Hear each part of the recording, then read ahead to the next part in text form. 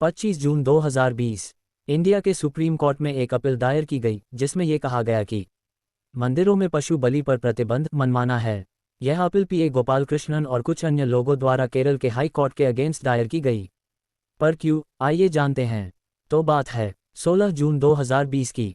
केरल के high court ने Kerala animals and bird sacrifice prohibition act 1968 के तहत देवताओं को प्रसन्न करने के लिए मंदिरों में पशु और पक्षियों की बलि देने पर रोक लगाया। उन्होंने कहा, Kerala laws allows killing of animals for consumption but not to propitiate a deity. यानी केरल के कानून में खाने के लिए जानवरों को मारने की अनुमति है, लेकिन देवता को प्रसन्न करने के लिए नहीं।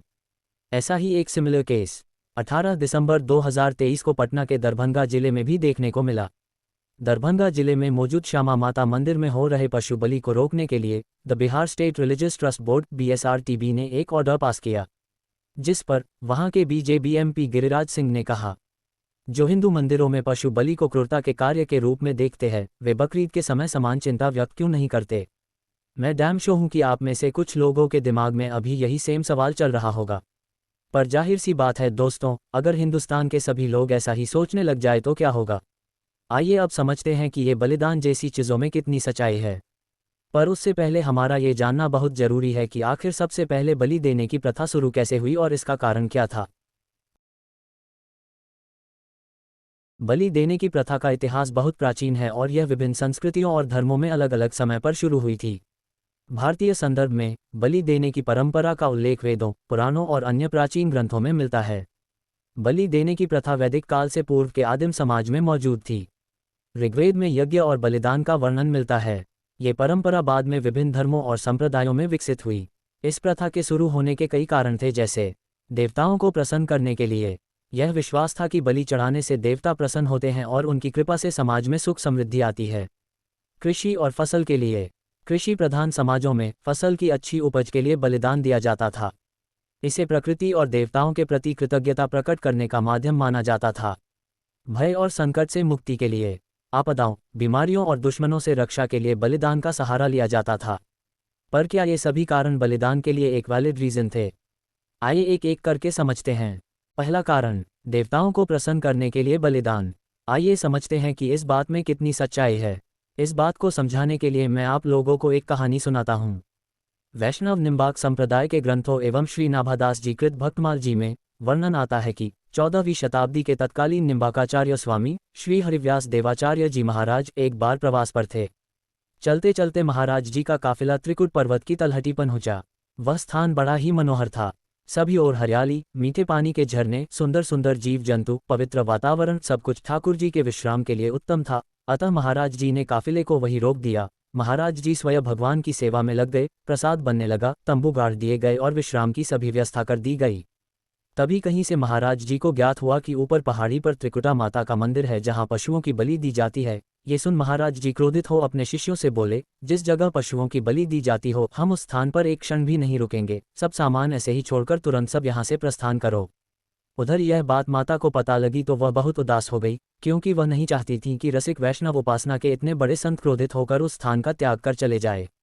तो माता ने एक बालिका का रूप बनाया और तत्क्षण महाराज जी के सम्मुख जाकर बोली, बाबा आप इतना मनोरम स्थल छोड़कर वापस क्यों जा रहे हो। इस पर महाराज जी ने सारा वाक्य उस बालिका को कह दिया।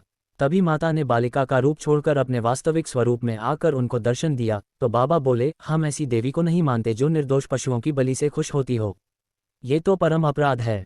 इस पर माता त्रिकुटा को समझ आया कि बलि प्रथा बंद होनी चाहिए, अथवा वह बोली, भगवान मुझ पर कृपा कर आप मुझे वैष्णव मंत्र की दीक्षा दें, जिससे मेरे मंदिर में बलि प्रथा सफलतापूर्वक रोकी जा सके।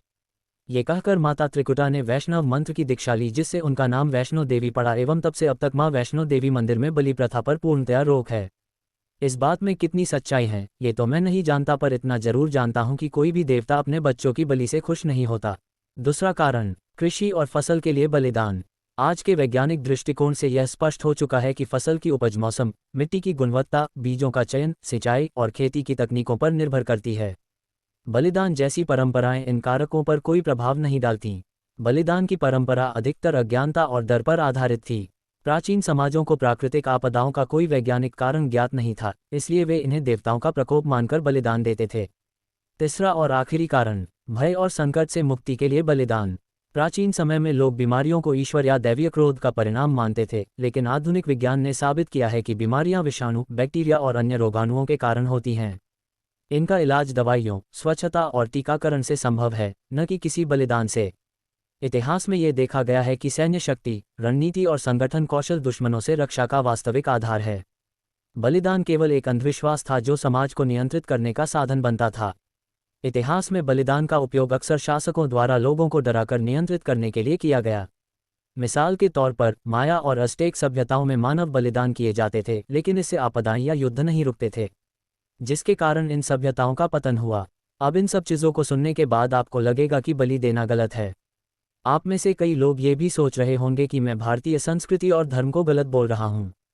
पर ज़रा रुकिए, मैं ये नहीं कहता कि बलि देना गलत है। जी हाँ, आपने बिल्कुल सही सुना, बलि देना गलत नहीं है। पशु बलि देना गलत है।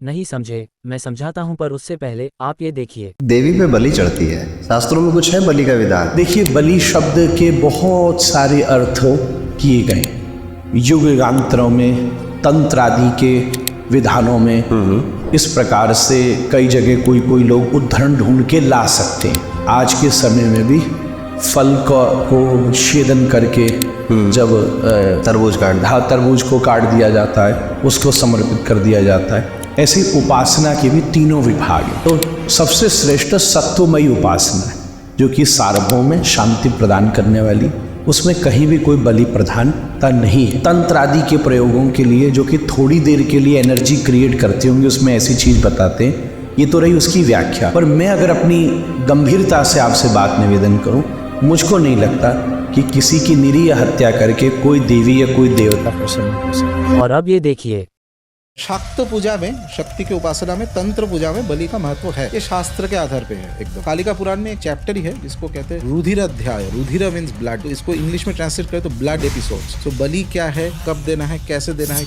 किसका क्या बलि हो सकता है इत्यादि बहुत सारा नियम है। अच्छा, वेजिटेरियन बलि भी हो सकता है क्या? जैसे कि कामाख्या में ये है इक्षुक यानी शुगर केन। ओके, तो स्पेसिफिक इंग्रेडिएंट्स, नींबू का बलि दे सकते हो आप। अच्छा, जायफल का बलि दे सकते हो आप। सबका अपना अपना स्पेसिफिकेशंस है कि शास्त्र में एकदम क्लैरिटी दिया गया है कि बलि अगर सही की जगह पे दिया गया, जो पशु है उसका जो सोल है, भगवती खुश होकर उसको एक रिवर्ट दे देता है, हायर रिवर्ट। जो फ्रीडम उसको नहीं था, पशु योनि में जो जन्म हुआ था, उससे वो आगे चला जाए। और जिसने ये पूरा चीज को फैसिलिटेट किया, अर्थात जो उपासक है, उसको भी ब्लेसिंग मिलता है, क्योंकि माँ खुश हो जाती है। इन दोनों वीडियो में बिल्कुल अलग अलग बात की जा रही हैं। एक में पशु बलि देने की बात की जा रही है, तो वही एक में सिर्फ बलि देने की बात की जा रही है। आई होप अब आप समझ गए होंगे कि उस समय मैं क्या कहना चाह रहा था। पर अगर मैं पर्सनली अपनी बात करूं तो मुझे लगता है कि ये बलिदान जैसी चीज़ें ना कभी सही थी और ना कभी होंगी। बाकी इस बारे में आपकी क्या राय है, कमेंट करके ज़रूर बताइए। मिलते हैं अगले वीडियो में। Thanks for watching.